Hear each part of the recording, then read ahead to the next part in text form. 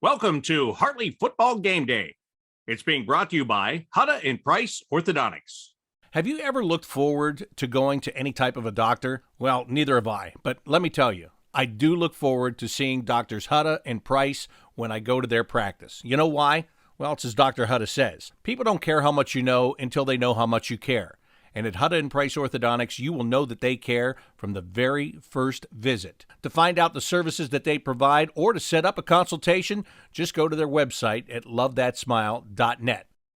Well, last week, the Bishop Hartley Hawks got on the bus, drove 2 hours to Akron to take on St. Vincent St. Mary. They knew it was going to be a very tough matchup, but they went there and they took care of business. The Hawks win the game by the final score of 34-21. In doing so, they get their 7th win of the year and their 5th win in a row.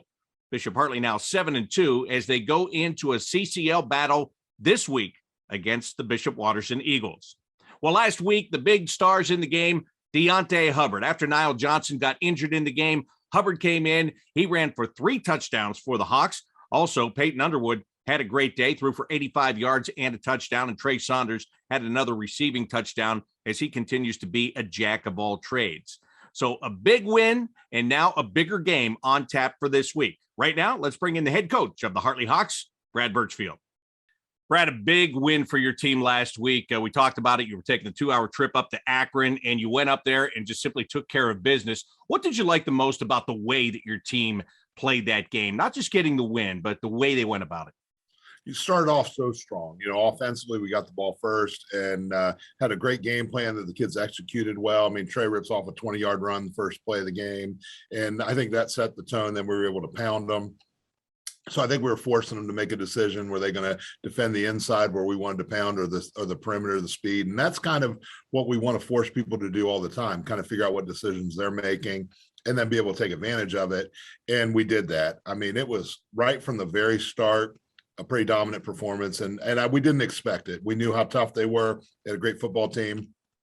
So obviously we're really proud about that. We talk about the way that you run the ball all the time, but one of those plays was a big play and a big touchdown on a play action pass. Now, with Peyton Underwood and the way he's developed as a quarterback, how much more could that become a part of your offense, especially as you get into the playoffs and you're looking to do things that teams may not have seen you do very much before? Well, I think it's a huge part. Peyton is so good, such a great quarterback. He's so dependable. He's going to put the ball where our guys can get it, and he's so accurate. So when you start combining how dependable, strong-armed, accurate he is, I mean, he is a tremendous, tremendous weapon. And listen, we could throw the ball quite frequently and I think be pretty good, but there's only 60 plays in a football game, give or take 60 offensive plays in a football game. You only have so many, and how the game's dictated kind of goes from there. But we're constantly looking for what people are going to do, how people are going to try to take things away from us. I think we're pretty diverse and multiple on offense, so it's always a great challenge and a little bit of a guesswork to say, what's the opponent working on this week? What are they saying we need to take away? Are they saying they need to take Trey away on the perimeter? Are they saying they need to take away off tackle? Are they saying they need to take away Jet and Rocket? What are they saying they're trying to take away? Are they going? And then when you talk about Dylan and Sherrod, I mean, you could put together a pretty good highlight tape of those A-gap runs that are pretty dangerous. When you talk about taking away Trey on the perimeter, I think for many teams, it's about trying to find a way to take away Trey, period. And I know you don't like to focus on one guy, but I mean, this guy has been such an important part of what you have done, whether you hand the ball off to him and he runs the football, whether he gets out into the open field and he makes a big catch. And he can do 2 things. He can get downfield and he can make a long touchdown catch. He can just get out on a short route, get into an open space and then catch and run. I mean, really, if I'm a defensive coordinator, I'm always looking and saying, what can I do to neutralize number 9? And I know you have a lot of other weapons if they do, but it just seems like most teams can't. Well, and he can run the ball in between tackles too. I think he took the first play against St. Charles in between the tackles for a touchdown. And it's interesting to see how people play Trey because, I mean, he's one of the very best players we've ever had. If he's not first team All-State, I'm going to be incredibly shocked and disappointed. I mean, he's just a tremendous football player in every way. But, I mean, that's what we're looking for. A guy's going to, last year, I go back to DeSales. DeSales could kind of double team him and try to, he still had good games against him, don't get me wrong, but they could double team him and they could change what we wanted to do offensively. Now we're waiting for people to do that or hoping people do that because that's going to leave it vulnerable in a lot of different areas. So Yeah, that's what we're looking for. And Chris, Chris Sawyer's done a great job moving him around and making him either the target of what we're doing or making sure people think he's the target and then go in a different direction. Yeah, and that's got to be a great luxury because you can move him all over the field. Now you get that defense having to move. If they're going to spy on him, then you're going to get somebody potentially out of position. Well, and then even in the passing game, how many Richard Kenny has made a big play that's helped us win in every single win. So as teams want to say, well, if the teams are going in the week said, we're taking away Trey in the passing game, we're taking away Trey. Well, there's Richard who's making them pay, and he's making them pay every week. You mentioned Sherrod Bowens, and I want to talk to you because we've talked about him at different points during the year, but it seems like as you're getting down to crunch time here, he's finding himself in bigger roles. We talked a couple of weeks ago about how defensively he's doing a great job for you now that he's back up on the line, but offensively and getting big runs and big times. And how important is it to you to get him the ball in these games so that when you need to get him the ball in playoff games, you know what you're going to get? He's such a physical football player. I mean, he is just a devastating physical player. And this is similar to how he was last year, where he just gets better every single week. I mean, that's how he was a year ago, and now he's even more and better. But he plays his best football when the games matter the most. And obviously a really bright kid, one of our best leaders in our school and in our program. So I think that's the example that we want to continue to have. But he's a monster. There's no question your team knew what a challenge that they were in for last week when they had to travel and they had to play a really good team. They get that win. You've been working this week toward what is another huge game against Bishop Watterson. What is the confidence level like that you sense from your team in practice this week? Well, it's been high. So if you do the football math, Ursuline beats us week 1, and then St. V 2 weeks ago running clocks Ursuline. So there's an identifiable thing that you can show the kids that the kids believe. And we said this beforehand. How much better have we gotten? Have we got better? We can have something to measure our improvement by, at least at that point. Because it's easier for me to say, look, we're getting better. I'm seeing us get better. We're doing better, practicing better, all those kind of things. But the kids need to see it or it becomes hollow. Like they have to have testimony of what you've been preaching. And now they have that after that game. I mean, I think everybody can see us. We're getting so much better. And it's similar to what we do year in, year out. I mean, we look like the teams that continue to get better year in, year out. Now, that doesn't guarantee that we're going to continue to get better. It doesn't guarantee we're going to play well Friday night. Doesn't guarantee any of those things, but at least gives us a chance and a confidence level, like you said. It's funny you say that because I was looking at your record and it's 7-2. And I remember back after those first 4 games and it was 2-2. And we talked about how difficult you made the schedule early on and, where the team was mentally coming out of that. And, with hindsight being 2020, it looks like you're getting exactly what you wanted. You challenged them early. They figured out what they are early. They've had opponents that they should be able to beat, that they did go in and beat. And then a big win last week that you're hoping springboards them into a great regular season finale and a CCL championship this week. Yeah. And, when you look at the schedule, I kind of, I try to be realistic. I'm not one of those say, all the games are the same, because they're not. I mean, let's be frank. And I think it's silly to try to convince kids of that because the kids are too smart for that. But you looked at Ursuline and Benedictine and DeSales and St. V, and they are traditionally and are, again, some of the very best in the state. And those teams play a different level of football than other people play. They play a statewide.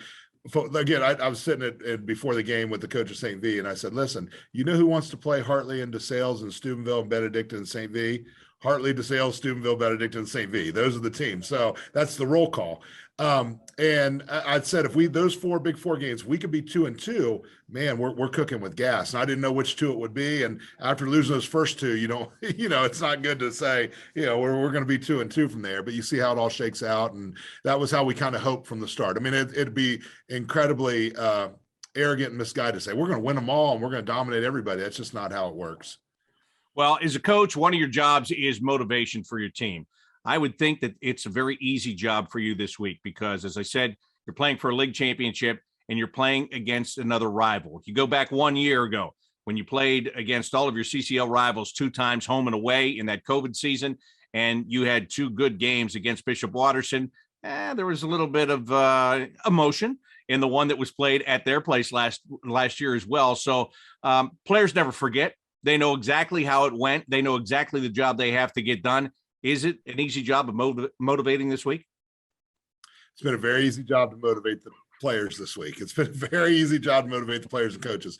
I have an immeasurable respect for Bishop Watterson. I mean, immeasurable. I like their Coach Kennedy, and he and his staff do a tremendous job. And trust me, if I didn't believe that, I just wouldn't say anything. I certainly wouldn't put baseless compliments. I just wouldn't say anything. So they do a great job, and their school's a great school and have great kids, but it's hotly contested. Listen, a year ago, I'm walking off the field and I'm hearing important people say, we can't wait till we play you again. And God bless them, nothing wrong with that. But here's again, and I'm going to say the same thing I said then. We're going to try the very best we can to do the very best we can. And so we've said that in whatever terms we've said that in, we're going to try to do that. This is very important that we do the very best that we can. It's very important that we do the very best that we can. So those have been, it's certainly not ill will or bad blood and, any of that kind of stuff, not even close. Like, again, in immeasurable respect. But when you have respect and it is heated, respectfully heated, those are the games that make it fun. Those are the games that make it really good. There's probably been, gosh, you get Hartley to Sales Watterson, there probably is some heat there because all three teams historically are tremendous, right? Are just awesome. So there's pride that's involved, and there is, listen, when we don't win the CCL game, I hear about it. I'm sure the other two do as well with one another. So it's how it is. Yeah, it's just competition. It's competition. Isn't that the fun part? I mean, who that doesn't? is? Listen, when a parent decides to send their child to Bishop Hartley and they're part of the football program, don't they want that kind of excitement? Who wants to I mean, that's just not what it would be. Who would want that? I bristle and I shake my head, and I'm happy that not everybody feels that way. But I know those schools feel that way, and we feel that way. Absolutely. Well, they lost some key players that were there last year and have gone to this year. So, just looking at your team, you look at their team, what do you have to execute? What are going to be the biggest points that your team has to execute so you can get this final regular season win? They're good offensively. They really are. They moved number 10 to tailback, and he was more of a receiver earlier in the season, and he's made them tremendously better. He's made them he's an explosive player and a really good player. And their offensive line, I'm telling you, is as well coached as anybody we play against. And I thought that for a couple of years, and I think I've gone on my way to let them know that. Like, they do a great job. I mean, these guys play really, really hard, and they're, as much as we want to beat them, they want to beat us. I promise you. Everything I'm saying to our team, they're saying in no uncertain terms to their team. So they're going to play really hard. It's going to be a physical football game. I think we need to continue to do what we do. I don't think there's a magic formula there. I think we need to be very, very physical. We have a little bit of a size advantage. So I think if we can use that, that's probably going to be a good thing. But I don't know that we can use that because these guys are good. Andrew McPheeters is out for you this week. That's your injury situation here. He's been a big part of what you've done all year long. Who goes in to try to pick up that slack this week? Griffin Hallinar, and he did great last week. I mean, he's Tasmanian Devil, plays so hard and really good. And a lot of our teams, Griffin would have been a starter. We just had a lot of experience back. But now Griffin was playing a lot on defense, so that we'll probably won't play him as much on defense. But we'll probably go back to how it was at the beginning of the season. Donovan will play more on defense. I think we've got a rotation going with Donovan and Avion Murphy and Philip Murray Jr. So we want to keep them fresh, which I think can. Those are three really big football players, really big bodies. Hopefully they can either eat up double teams or make huge plays coming through the inside of the line of scrimmage. These guys do a good job running trap and counter, and they can't get washed down. So maybe bigger body might help us not get washed down. But Andrew, we didn't plan on him playing defense going in this year. And he did such a great job and stepped up that he's been a great player for us. So we're going to miss him tomorrow. He'll be back next week. So, all of our loyal listeners can rest easy. He will return for the first game of the playoffs.